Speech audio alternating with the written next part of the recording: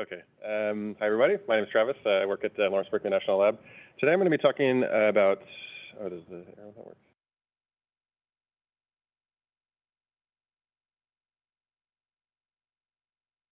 Okay. So today, I'm going to be talking about sort of some lessons that we learned from some BPS analyses we did, building performance standards analysis we did with 3 different cities. A little bit different for each city, what their goals are, what data they have, what kind of analysis they're interested in. I'm going to talk about what we learned, how that relates to BPSs in general, and essentially they all are kind of under the broad heading of actions that cities are trying to take to reduce emissions. 2 of the cities I'm going to talk about building performance standards in particular. The first city I'll talk about a tune-ups program that they did, which could be viewed probably as like a method by which you would reach sort of better performance. And in all 3 cases, we're talking a lot about sort of designing policies, and this is like a pretty complicated thing. It has a lot to do with the buildings that you have, how big they are and what types they are, how much data you have and how much expertise you have to put into these analyses, and then what the goals are for your city, and sort of how you might actually enact the policy, whether you're going to set an EUI target or an emissions target, whether you're going to focus on electrification, and then the sort of particulars about the grid and how that might, play into your goals and your target setting. So the first city that I'm going to talk about is Seattle, Washington, and they're looking at sort of their tune-ups program after the fact, and they're trying to learn sort of what worked and what didn't work, and in particular, what did they save from it? What are there certain buildings or sizes or types or equipments that are in the buildings that sort of indicated better savings or worse savings? Or is there any relationship between properties of the buildings and what measures were found more often, and if there's anything there to learn from that data set? The second city was Aspen, Colorado. They are implementing a BPS. They're interested in sort of what the metrics and the targets should be, and whether or not the buildings can meet those targets just through electrification alone. And then in their case, they have a particularly dirty grid, and so they're interested in how the grid sort of emissions factors affect how you might design a BPS policy. And then lastly, Berkeley, California, where I live and where LBL is, they're looking at, in particular, electrification and notably replacing equipment at end of life. And they're curious as to sort of what you deem end of life and how that impacts sort of the emissions savings you'll see, the efficiency of the new equipment that you might put in, and then the differences between sort of space heating and water heating, and whatever emissions are left over after space and water heating. So for Seattle, they're, again, I said, so they're looking at sort of a tune-ups policy as one sort of piece of helping building owners meet the emissions goals, the others being a benchmarking ordinance that's already in place, perhaps audits, and then also they're working on a BPS policy, actually a BPS policy. But for the tune-ups program, the program is already implemented. We have the data set. The assessors came in, checked for issues in the building. Sometimes they fixed them during the inspection and sometimes later, and then they measured energy performance before and after. And so in the data set, we looked at sort of, it's about 420 buildings where you have the type and the size of the building, its occupancy, what kind of heating and cooling systems are installed and how old they are, and often how efficient they are. And then during the inspection, you have data on what measures were identified, which ones were and were not fixed, and we're looking for relationships to see if we can sort of learn something from this. Unfortunately, because of the post-measure period for a lot of the buildings, overlapped with the COVID-19 pandemic sort of lockdowns, and so we don't really consider that post data to be a fair comparison. So of the 400 buildings, only about 80 of them have reliable pre and post energy data. So when I talk about savings, I'll only be talking about sort of what we found for those 80 buildings rather than for the full data set. So on this slide, so I guess the highlights first is basically we found savings relatively modest, around 4% at the stock level, but there were a significant number of buildings that saved a lot more than that, some between 15 and 20, but then also a significant number of buildings, around a third, that used more energy after the tune-up than before. And there's a lot of variability. The plot on the left you can see is a normalized version of weather normalized site EUI versus time on the horizontal axis, and the red marks indicate when the tune-up, the year before and after the tune-up. And so there's a lot of variability in energy use before, for, from building to building and for an individual building over time. And then there's a bunch of sort of noise afterwards as well. And then what you're really looking at is the savings in that year due to the measure itself, or the measures themselves. And so it's not really clear why such a large proportion of buildings used more energy afterwards. We don't know, we suspect it might be due to equipment that maybe was not operational or operational at a lower level than designed, and then that was identified during the inspection and then fixed, and that caused actually the building to use more energy afterwards. Or maybe just the buildings changed the way they operate, so their hours or how many occupants they have, something like that. And so basically, small savings at the stock level, but there's a lot of noise and not a lot of signal. Then we moved on to looking between are the relationships between what savings you'll see and individual properties of the buildings. On the left side, we've got energy savings on the horizontal axis, and then the age of the heating system, for example. You might think that older heating systems have more opportunities to improve efficiency and get savings out of that. But what we found is that there is not a clear relationship.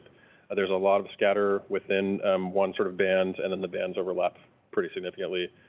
Likewise, on the right side, EUI, again, savings on the vertical axis, and on the horizontal axis is the year the building was built. Maybe older buildings stand to save more due to a tune-up, but we found no such relationship. And so we fit many, many models, regression models, to try to find out if there is a relationship there, not just visually. And we found essentially nothing.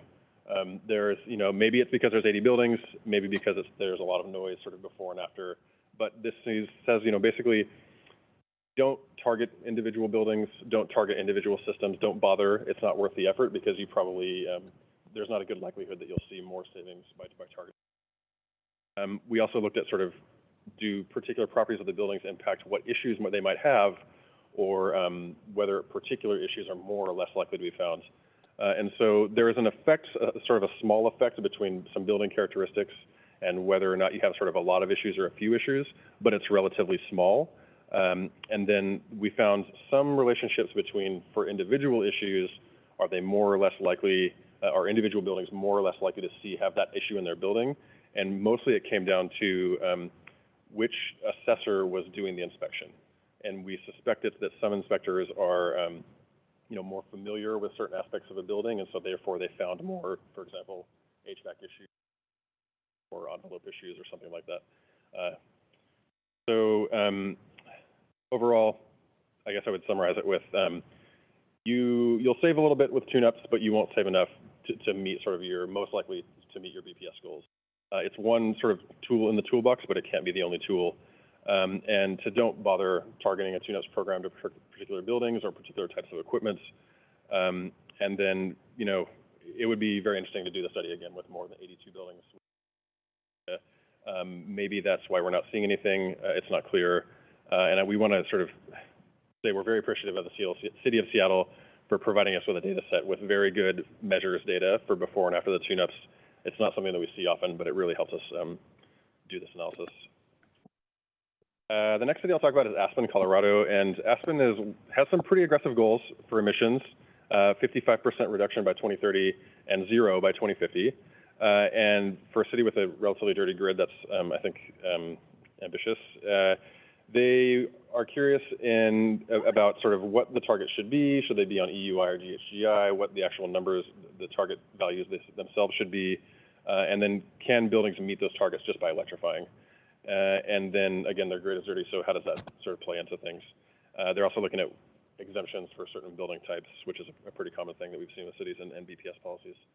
The issue with Aspen is they have not much data to go off of. They have tax assessor data, which tells you essentially the sizes and the types of buildings, but even in their assessor data, they don't distinguish between different types of commercial buildings. So essentially all we know is small multifamily, large multifamily, or commercial, which doesn't say, it's not very helpful because there's a lot of variability in energy use patterns from type to type. And so they also did not have a benchmarking ordinance in place, and so they don't have individual measured energy for particular buildings. And so we had to fill in energy use from the representative portion of CBECs and RECs.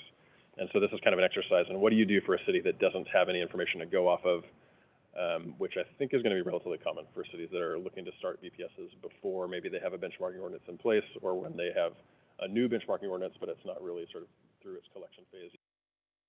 And so we fit a model essentially where we try different scenarios of how the policy might be implemented, and we predict sort of the GHG impacts, the energy use and GHG impacts over time, whether the buildings are meeting the targets through efficiency, by actually reducing sort of energy consumption, or whether they're doing it by electrifying, so replacing gas load with electric load instead.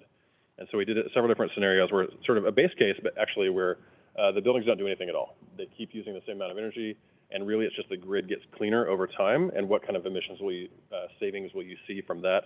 And then we're comparing that with, on top of that sort of grid getting cleaner, what happens when they also have to meet EUI targets or meet GHGI targets.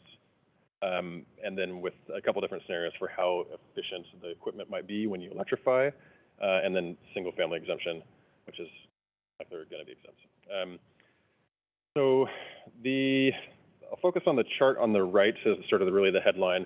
You see there's kind of two major bands of curves here. There's the green, blue, pink triplets on the bottom, and those three are sort of different variations on EUI and GHG targets. We found not a lot of difference between EUI and GHG targets. They achieve essentially the same goal. But so you see significantly more savings when you're actually reducing energy use through efficiency, compared to sort of the top triplet of three curves of this navy and yellow and red, whereas you are replacing sort of gas consumption with electric consumption instead, so you're electrifying. And we found really that sort of one interesting aspect is that this small plot on the left is just the emissions factors from gas and from electricity over time. And so if you look at sort of this top triplet, the navy, yellow, red, those curves are essentially the same as the red one on the left plot. So just the savings that you get from the grid getting cleaner is almost the full amount. And up until this kind of break point here, about 2033 or so, the grid is so dirty that you don't actually save by electrifying. Your emissions would go up. And so strategically, or I mean, in the model, what they should do is not electrify until it makes sense, until electrifying makes sense for saving emissions. And so then you have a lot of sort of time where you haven't done anything by actually sort of reducing load in the building. And then the three different sort of scenarios of just the red curve is just sort of the emissions from the grid, and the yellow and the navy are different efficiencies for the equipment when you electrify. And so for Aspen, essentially what we found is electrification alone is not going to meet their goals. They're ambitious goals, to be fair, but still electrification won't do it. And so you really sort of need, also efficiency won't by itself. And what we really think you need is a combination of the two. And then perhaps for their case, since the grid is dirty in the beginning, maybe in the beginning you implement a policy that sort of emphasizes efficiency and reduction in load. And then later on, when the grid sort of catches up, then you transition and sort of add to that another requirement that says you should electrify also. And then in this case, I would say that in order to sort of get more confidence from stakeholders and the results of these analyses that are going to inform the policy, it's pretty important for them to collect some sort of data. And I think they are actually in process right now of putting in a benchmarking ordinance and collecting at least measured performance data. Then the last city I'll talk about is Berkeley. They also are looking for zero emissions a little bit sooner, by 2045. And they have a super clean grid, and so really what they're focusing on is electrifying. And so they're particularly looking at replacing equipment, space heating and water heating equipment at end of life, and to find out sort of if that will get them to their goals, basically. They want to know, should we focus on space heating or water heating or both? At what time should we sort of deem equipment to be end of life? There's a little bit of flexibility there. And then what's the efficiency of the new system that you'll put in? And for this case, we had a better data set to sort of work with. We had benchmarking data from Berkeley and from San Francisco. Thank you, Barry. And then also audit data from San Francisco and a little bit of audit data from Berkeley. So we have sort of a richer data set, but it's also a sort of harder problem to solve because when you're looking at electrification, you have to understand something about the equipment that's actually in the buildings, as opposed to sort of just setting sort of citywide EUI and GHGI targets. And so then we augmented sort of some of the asset data with the in-use load profile data from Comstock and Restock by NREL. So in this one, again, we model sort of different scenarios where what happens to the GHG emissions over time as buildings electrify. We varied sort of the age at which the equipment gets replaced, and then the efficiency of the new scenario, the efficiency of the new equipment.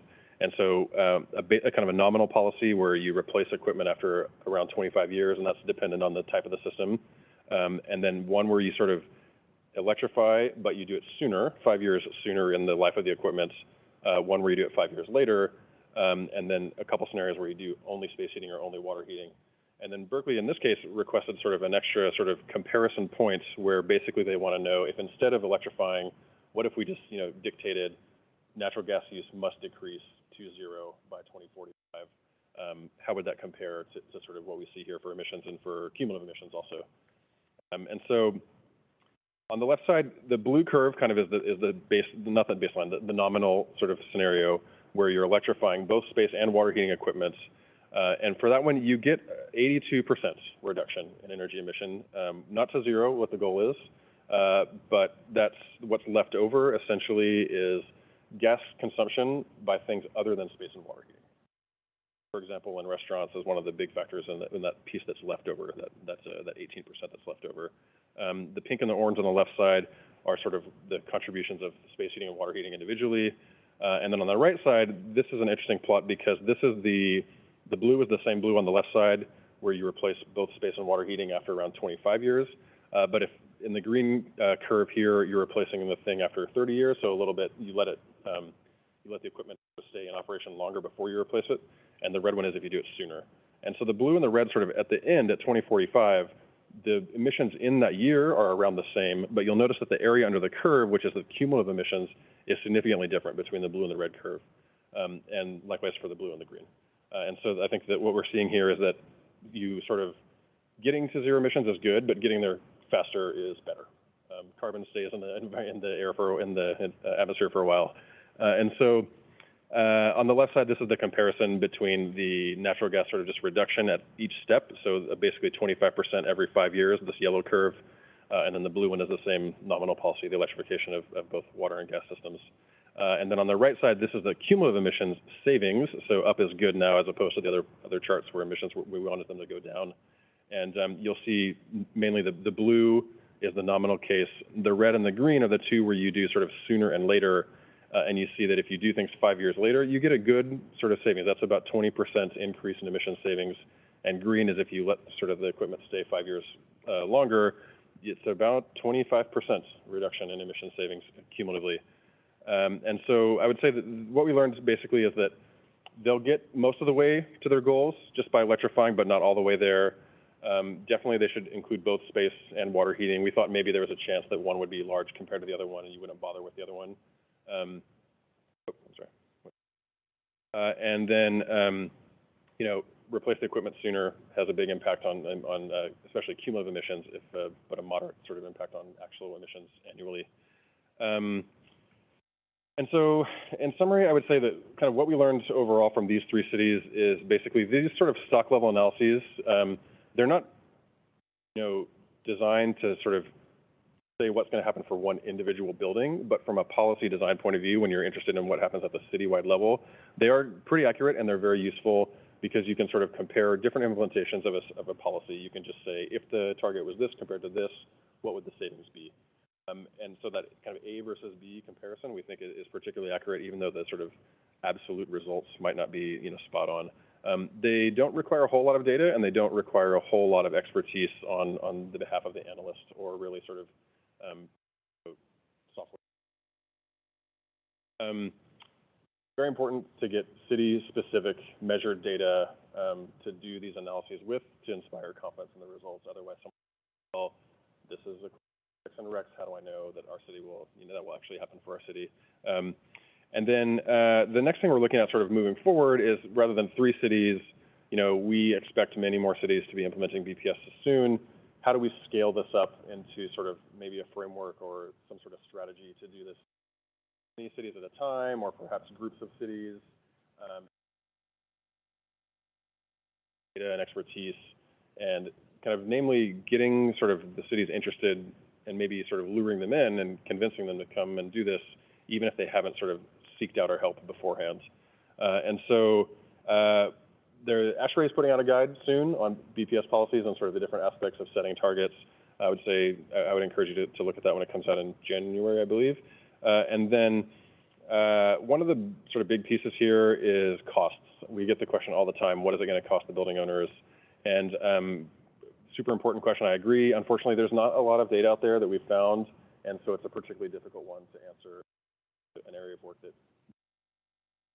And so to summarize all of it, I would say, get started now, please, for all of our sake, and then figure out sort of refining the policies later on, and choose. And so this work is my part was done by me, Paul Matthew at Lawrenceburg National Lab, and then also Harry Bergman at DOE. And so if you have any questions, either the three of us know, and we currently are tasked, LBL and DOE are tasked with sort of providing technical assistance for cities that are interested in implementing BPS policies, free technical assistance. So please come out and get some help from us. We're happy to sort of help you learn what you can, make it easier to pass a BPS policy.